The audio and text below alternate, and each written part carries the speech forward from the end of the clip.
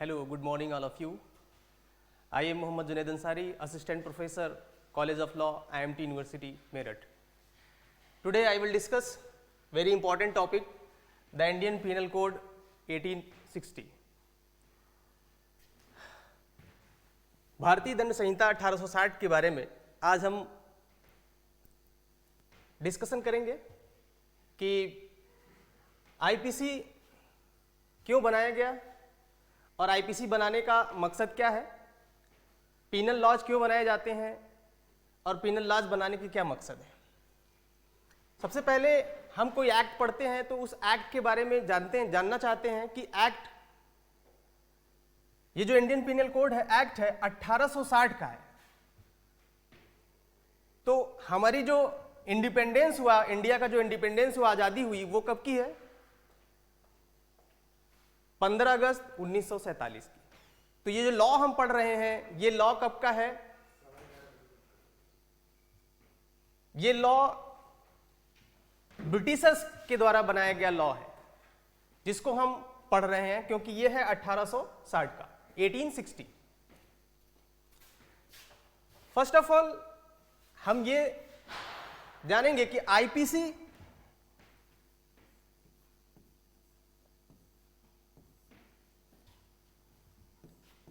का date of enforcement, कि IPC कब इन्फोर्स हुआ, इसका डेट ऑफ इंफोर्समेंट क्या है। तो जो आईपीसी का डेट ऑफ इंफोर्समेंट है वो है 1 जनवरी 1862। आईपीसी का डेट ऑफ इंफोर्समेंट है 1 जनवरी 1862। इसके बाद आईपीसी कहां अप्लाई होता है? तो आईपीसी हम पहले पढ़ते थे except Jammu and Kashmir, except Jammu and Kashmir, ये पढ़ते थे। होल इंडिया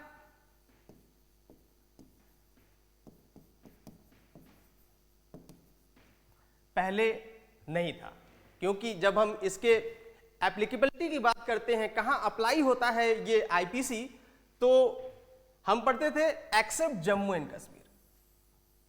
अब ये आईपीसी होल इंडिया पे अप्लाई होता है। होल इंडिया पे कब से अप्लाई होने लगा? जम्मू एंड कश्मीर पे कब से अप्लाई होने लगा?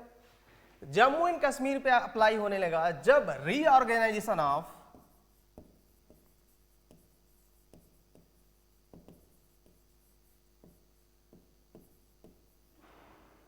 Jammu and Kashmir act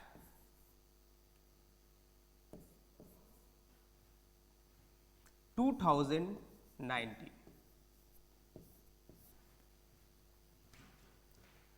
reorganisation of Jammu and Kashmir का रीऑर्गेनाइजेशन किया गया 2019 में, 2019 में, तब से ये होल इंडिया पे अप्लाई होता है। इसके पहले एक्सेप्ट जम्मू एंड कश्मीर का कॉन्सेप्ट था। प्रेजेंट में अभी जब हम 2019 का, जब से reorganisation of Jammu and Kashmir act बना, अब ये हम पढ़ते हैं कहां अप्लाई होता है? Whole India.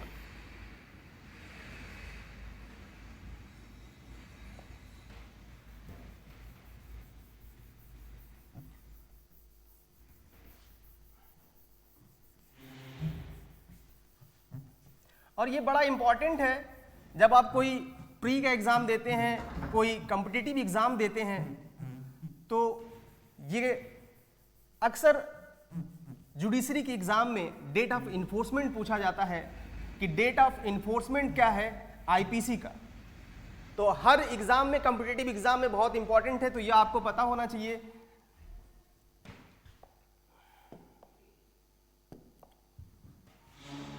1 जनवरी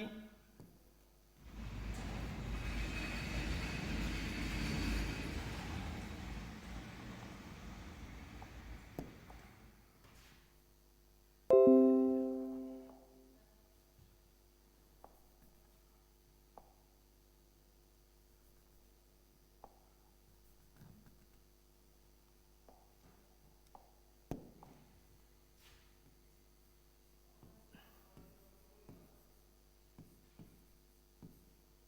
1862 ये डेट ऑफ इन्फोर्समेंट आईपीसी का पता होना चाहिए, क्योंकि कॉम्पिटिटिव एग्जाम में आप कहीं का भी प्री का एग्जाम देते हैं, यूपी का देते हैं, बिहार का देते हैं, सारे स्टेट के अपने एग्जाम होते हैं, कॉम्पिटिटिव एग्जाम होते हैं, तो डेट ऑफ इन्फोर्समेंट हर जगह पूछा जाता है, खास करके एमपी मध्य प्रदेश में, उत्तराखंड में ये एग्जाम बहुत पूछा जाता है। और अब से हमें ये बहुत इंपॉर्टेंट हो गया है, जब से ये अप्लाई होने लगा होल इंडिया पर,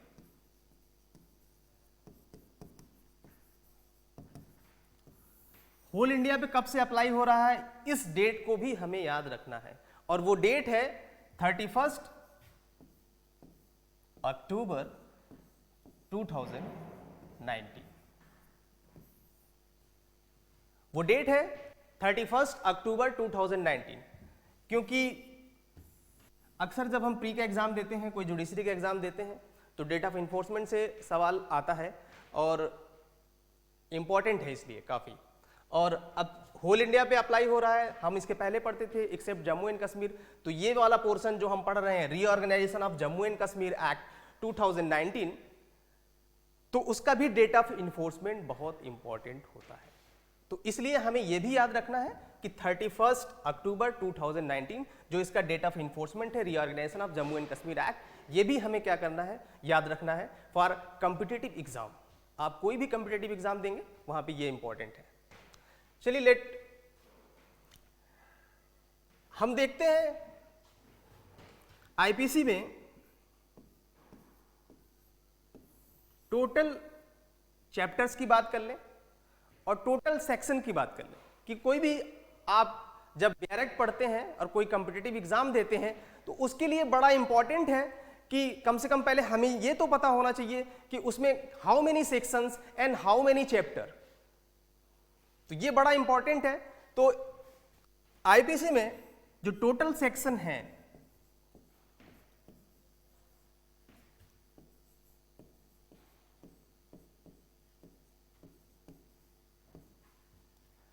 पांच सौ 511 टोटल सेक्शंस की हम बात करें आईपीसी में तो टोटल सेक्शन है 511, ठीक है। और हम चैप्टर की बात करें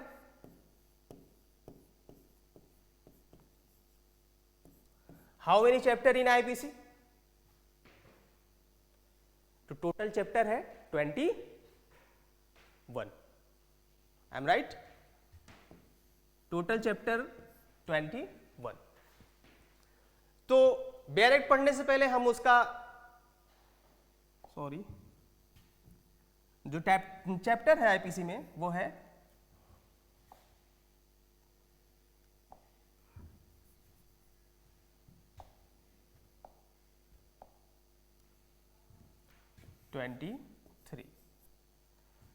तो टोटल चैप्टर की बात करें तो टोटल चैप्टर है 23।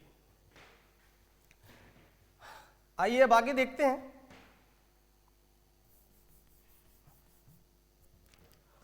ऑफेंस के बारे में पढ़ते हैं।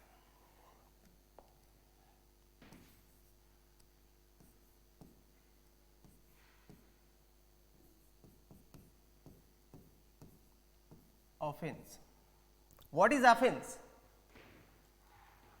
ऑफेंस के हिंदी में कहते हैं अपराध, और एक वर्ड और है, दूसरा वर्ड जो बड़ा इंपॉर्टेंट है, क्राइम।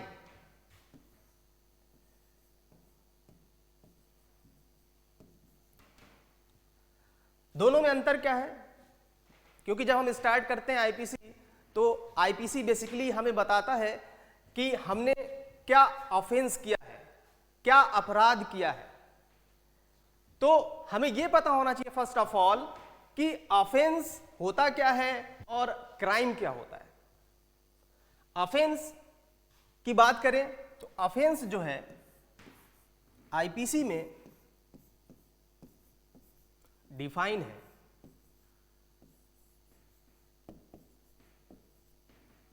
बट क्राइम डिफाइन नहीं, is not defined.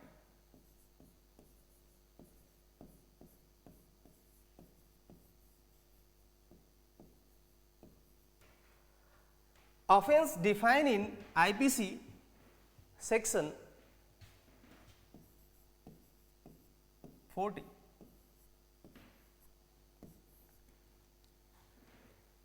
And CRPC also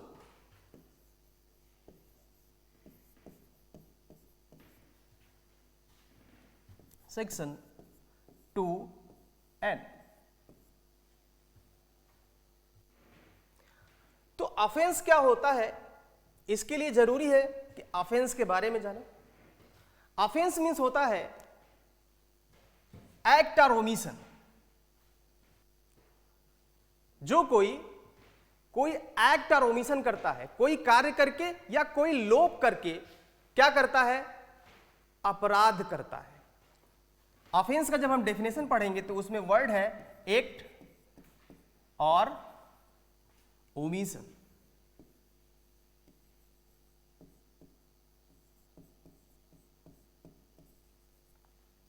act और ओमिशन, एक्ट और ओमिशन भी आईपीसी में क्या है, डिफाइन।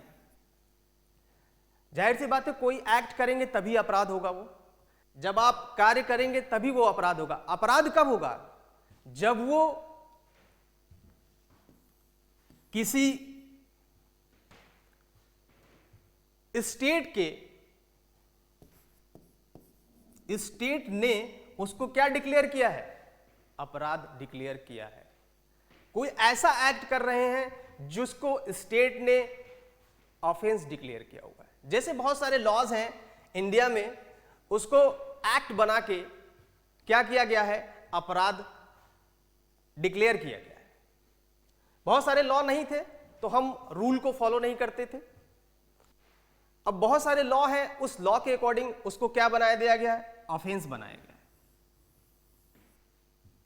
और वो ऑफेंस सोसाइटी में अगर किया जाता है, लॉ ने उसको क्या डिक्लेयर किया हुआ है, पनिशिएबल डिक्लेयर किया गया है। जैसे लॉ नहीं था, जब क्या आईपीसी नहीं थी तो क्या आईपीसी के पहले लोगों को पनिश नहीं किया जाता था। आईपीसी नहीं था, उसके पहले भी लोगों को पनिशमेंट मिलता था। पनिशमेंट का नेचर दूसरा हुआ करता था, क्योंकि एक प्रॉपर लॉ नहीं होने की वजह से क्या होता है कि जो सोसाइटी होती है, जो समाज होता है, वो अपने हिसाब से क्या करता है, उसको पनिशमेंट देता है। पनिशमेंट देने का मतलब यह है कि लॉ नहीं है तो ऐसा नहीं है कि क्या जस्टिस नहीं हुआ करता था। जस्टिस तब भी मिलता था, बट उसका नेचर दूसरा था, फॉर्म दूसरा था। भी क्राउन्स के रूल थे, क्राउन प्रोसीडिंग एक्ट था, बहुत सारे लॉ थे। राजा जहां के हुआ करते थे वो अपने हिसाब से क्या करते थे, डिसीजन दिया करते थे, जजमेंट दिया करते थे। उसके बिहाफ पे लोगों को क्या किया जाता था, पनिशमेंट दिया जाता था। जी, ये इंडियन पीनल कोड है, इसको ड्राफ्ट किया, किसने ड्राफ्ट किया, जो हम पढ़ रहे हैं, ये लॉर्ड मैकाले ने ड्राफ्ट किया था। और ये लॉर्ड मैकाले के द्वारा क्या किया गया है, ड्राफ्ट किया गया है।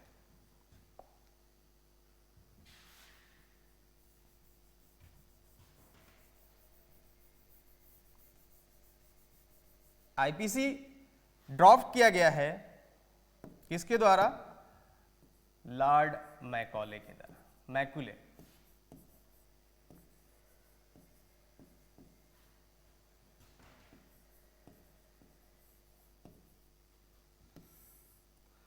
इसको ड्राफ्ट किसने किया है, लॉर्ड मैकुले ने किया है, आईपीसी को। तो हम जो आईपीसी पढ़ रहे हैं, और सबसे पहले हम पढ़ रहे थे कि ऑफेंस क्या होता है और क्राइम क्या होता है। तो ऑफेंस हमने देखा, ऑफेंस डिफाइन है और क्राइम डिफाइन नहीं है। क्राइम जो है डिफाइन नहीं है।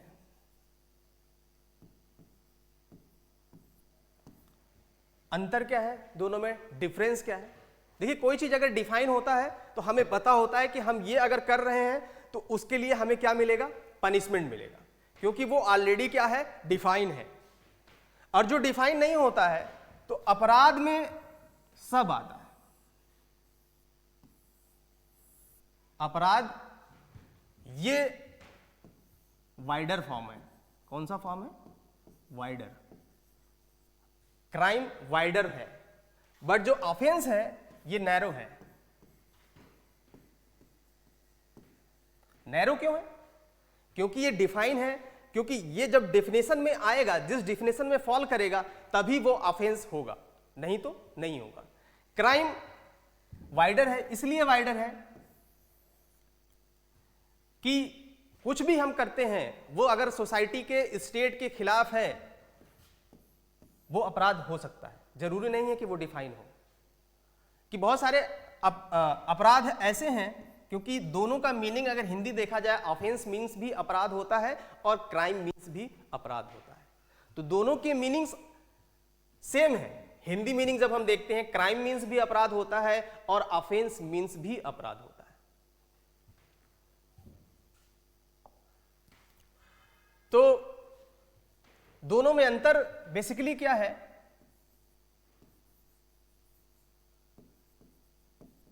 वही हमें समझना है।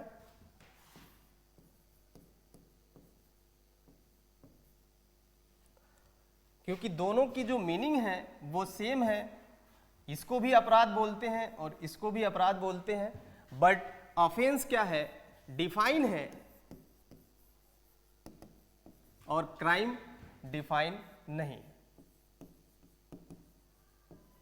अक्सर एग्जाम में लोगों से पूछा जाता है, बच्चों से भी पूछा जाता है, और कि क्या अंतर है क्राइम और ऑफेंस में। तो ये जो बच्चे स्टडी कर रहे हैं कंटिन्यू, उनको पता होता है कि डायरेक्ट अगर पढ़ रहे हैं तो ऑब्वियस सी बात है, ऑफेंस क्या है? डिफाइन है, और क्राइम क्या है? डिफाइन नहीं है। और हमने आपको बताया कि ऑफेंस जो है नैरो है और क्राइम क्या है? वाइडर है।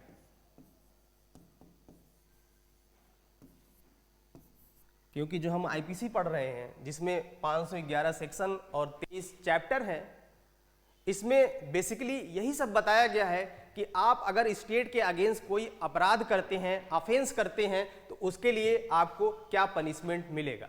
आईपीसी में पनिशमेंट के बारे में और ऑफेंस के बारे में बताया गया है कि जो आप अपराध करते हैं, मान लीजिए आपने क्या किया? थेफ्ट किया। मान लीजिए आपने क्या किया? रॉबरी की। थेफ्ट के लिए आपको पनिशमेंट मिलता है। थेफ्ट डिफाइन है आईपीसी में 378 में। सेक्शन 378 क्या डेफिनेशन देता है? थेफ्ट का डेफिनेशन देता है। इसके लिए पनिशमेंट की बात की जाए तो पनिशमेंट भी सेक्शन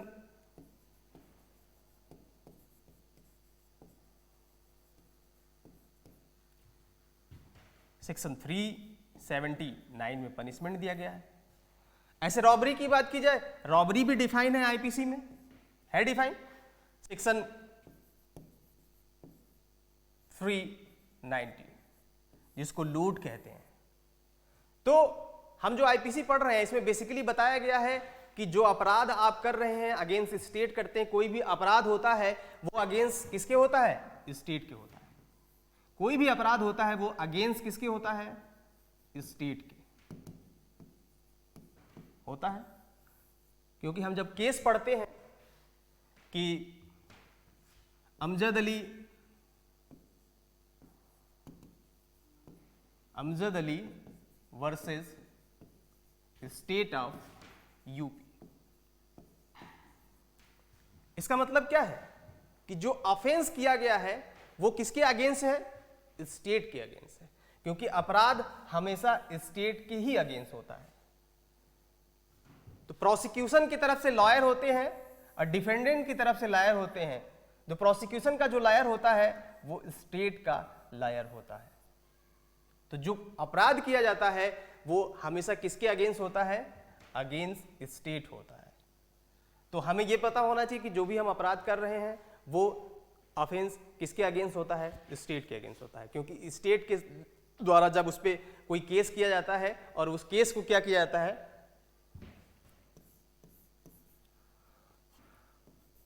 ऑफेंस हमने देख लिया section 40 IPC and section 2N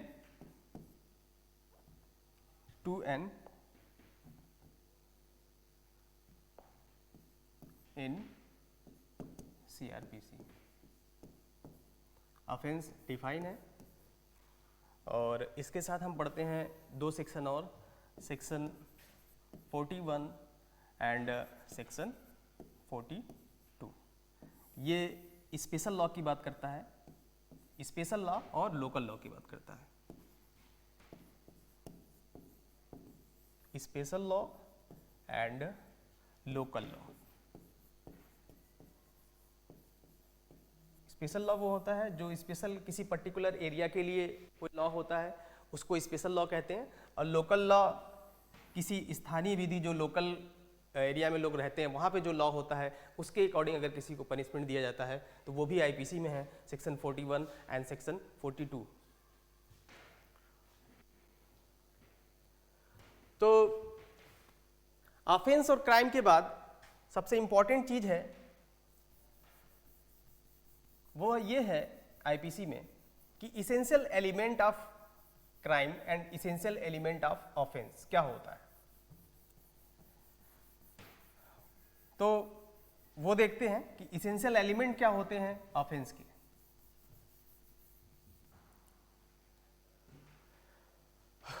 first human being होना चाहिए, दूसरा मेंसरिया होना चाहिए,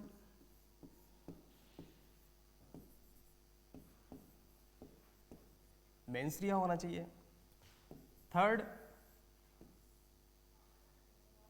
मेंसरिया के फर्दरेंस में ऑफेंस किया गया होना चाहिए, फर्दरेंस ऑफ मेंसरिया एक्ट किया गया होना चाहिए। एंड लास्ट इंजरी होनी चाहिए ह्यूमन बीइंग को। क्या होना चाहिए? इंजरी होना चाहिए। लास्ट है कि ह्यूमन बीइंग को इंजरी होना चाहिए। 4 इसेंशियल एलिमेंट है। Mens rea is a very important role play करता है किसी ऑफेंस के लिए। मेंसरिया जिसको हम कहते हैं गिल्टी माइंड, क्या कहते हैं? Guilty mind. जब तक कहते हैं कि मस्तिष्क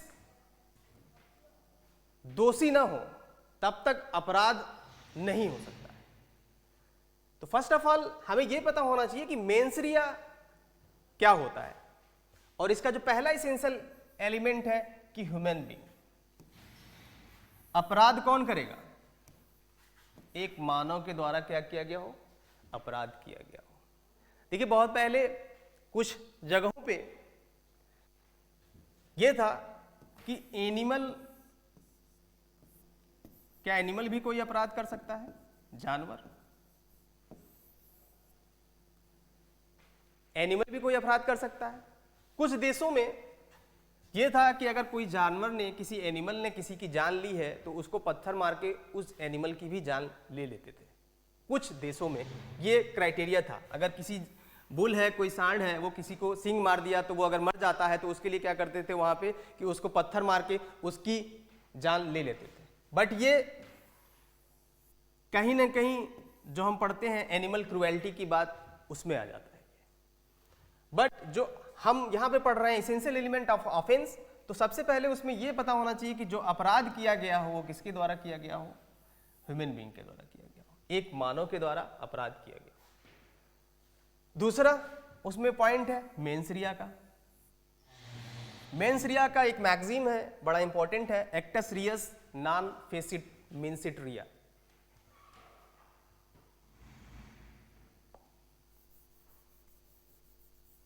मैगजीम बड़ा इंपॉर्टेंट है, एग्जाम में भी पूछता है। उसका मीन्स क्या है ये जानना बहुत जरूरी है। Acts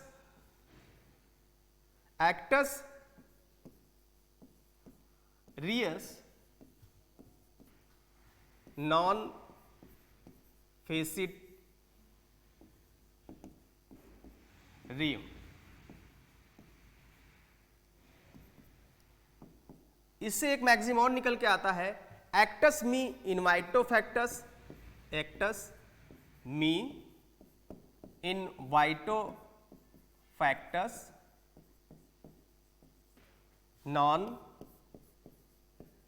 is facts.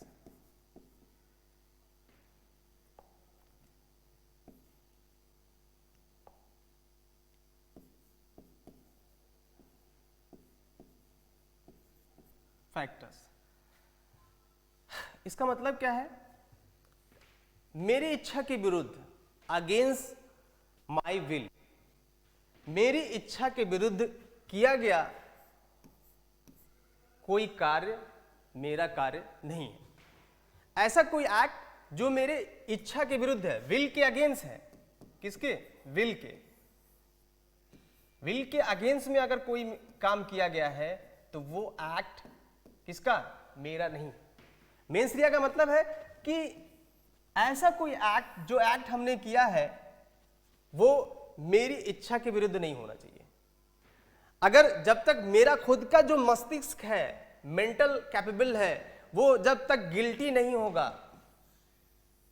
दूषित नहीं होगा, तब तक अपराध इंसान नहीं करता है। नॉर्मल प्रूडेंट मैन अगर आप हम बात करें कि अगर कोई नॉर्मल इंसान है तो उसके जहन में बहुत रेयर ऑफ रेयर है कि कभी कभार कोई ऐसा एक्ट वो कर जाए। नॉर्मल जैसे आप देखेंगे कोई भी अपराधी प्रवृत्ति का व्यक्ति होता है या अपराधी होता है तो वो क्या करता है कि उसका मन दूषित होता है, क्योंकि अपराध नॉर्मली कोई इंसान बिना गिल्टी माइंड के नहीं करता है। या तो मजबूरी अलग है कि कुछ ऐसी कंडीशन आ गया उस दरमियान उसको जबरदस्ती किसी ने फोर्सफुली करवाया हो तो वो अलग मैटर है। बट नॉर्मल जो बात की जाती है वो ये है कि बिना गिल्टी माइंड के अपराध नहीं होता है। और उस गिल्टी माइंड के फर्दरेंस में क्या किया गया हो? एक्ट किया गया हो, एक्ट और ओमिशन किया गया हो। जब तक उस गिल्टी माइंड से, दूषित मन से उस एक्ट को कंप्लीट नहीं किया जाएगा तब तक वो इसेंशियल एलिमेंट नहीं होगा ऑफेंस का, क्योंकि उसके फर्दरेंस में वो एक्ट होना चाहिए। जो हम ये मैगजीन पढ़ रहे हैं, एक्टस रियस नॉन फेसिट रियम मेन सिट रिया, मीन सिट रिया, और दूसरा पढ़ रहे हैं जो इससे निकल के आता है, इसी मैगजीन से दूसरा मैगजीन निकल के आता है कि एक्टस मी इनवाइटो फैक्टस नॉन इट्स फैक्टस, मतलब मेरी इच्छा के विरुद्ध अगर कोई एक्ट किया गया है तो वो एक्ट मेरा नहीं है। जैसे एक एग्जांपल के तौर पे अगर हम बात करें कि हम पढ़े हैं सेक्शन 94 आईपीसी में, वो अभी पढ़ाया जाएगा जब हम पढ़ेंगे जनरल एक्सेप्शन का चैप्टर, नेक्स्ट आगे लेक्चर में जनरल एक्सेप्शन का जब चैप्टर पढ़ेंगे तो वहाँ पे एक एग्जांपल है बड़ा इंपॉर्टेंट सेक्शन 94 का कि डाकुओं की टोली है, वो इंसान एक नॉर्मल प्रूडेंट मैन को रास्ते में पकड़ लेती है। वो एक लोहार होता है, उससे क्या कहते हैं कि जो डाकू तिजोरी लूटे हुए होते हैं उससे कहते हैं, बंदूक के नोक पर उससे कहते हैं कि तुम ये अगर तिजोरी खोल दोगे, नहीं खोलोगे तो हम तुम्हें गोली मार देंगे। धमकियों के द्वारा कंपेल करना, विवश करना। क्यों? क्योंकि उसकी इच्छा नहीं है वो एक्ट करने की। जो हम ये मैगजीन पढ़ रहे हैं एक्टस मी इनवाइटो फैक्टस, क्योंकि उसका गिल्टी माइंड नहीं है बट उसे करवाया जा रहा है। कैसे? सेक्शन 94 आईपीसी, जिसमें डाकुओं के द्वारा उसको पकड़ लिया जाता है और उससे कोई तिजोरी है या कोई ऐसा लॉकर है उसको खोला जा रहा है, खुलवाया जा रहा है। तो ये जो हम मैगजीन पढ़ रहे थे एक्टस मी इनवाइटो फैक्टस नॉन इट्स फैक्टस, कि मेरे इच्छा के विरुद्ध अगर कोई कार्य किया गया है तो वो मेरा कार्य नहीं होगा, मेरा एक्ट नहीं होगा। तो ये जो हमने आपको एग्जांपल बताया सेक्शन 94 का आईपीसी में, बड़ा इंपॉर्टेंट है, इस पर बेस्ड भी है कि अगर मेरी इच्छा के विरुद्ध कोई एक्ट किया गया है तो वो मेरा एक्ट नहीं होगा, तो उसको बचाव भी मिलता है सेक्शन 94 का। बट हाँ, अगर यहाँ पे अगर हम चीजें उलट दें, उलट कैसे दें? डाकुओं की टोली जा रही है, हम खुद उसमें जाके शामिल हो जाएं और फिर हम जाके कोई तिजोरी या ये चीज खोलते हैं, तो वो आपको 94 का बचाव नहीं मिलेगा। क्यों नहीं मिलेगा? क्योंकि आप खुद जाकर उस टोली में शामिल हुए हैं, आपको कंपेल नहीं किया गया है, आपको जबरदस्ती पकड़ के नहीं लेके जाया गया है। तो हमें बचाव के लिए क्या चाहिए? हमारा गिल्टी माइंड होना चाहिए। मेंस रिया बहुत इंपॉर्टेंट है। बिना दूषित मन के अगर कोई अपराध किया गया है तो वो ऑफेंस में नहीं आएगा, इसेंशियल एलिमेंट में नहीं आएगा। और इसका लास्ट जो पार्ट है कि ह्यूमन बीइंग की क्या होनी चाहिए? इंजरी होनी चाहिए, क्षति होना चाहिए। तो ह्यूमन बीइंग की इंजरी की बात किया जाए, इंजरी कब होगा, तो इंजरी भी डिफाइन है हमारे आईपीसी में सेक्शन 44 में। और ह्यूमन बीइंग की इंजरी देखिए कुछ इसके एक्सेप्शन है कि लॉ बिना एक्सेप्शन के नहीं चलता है। जरूरी नहीं है कि क्षति हो, बिना क्षति के भी पनिशमेंट मिलेगा। तो एक्सेप्शन है, एक्सेप्शन मैं आपको कल डिस्कस करूंगा। तो टुडे आज के लिए थैंक यू, नेक्स्ट लेक्चर में फिर मिलेंगे। Thank you so much.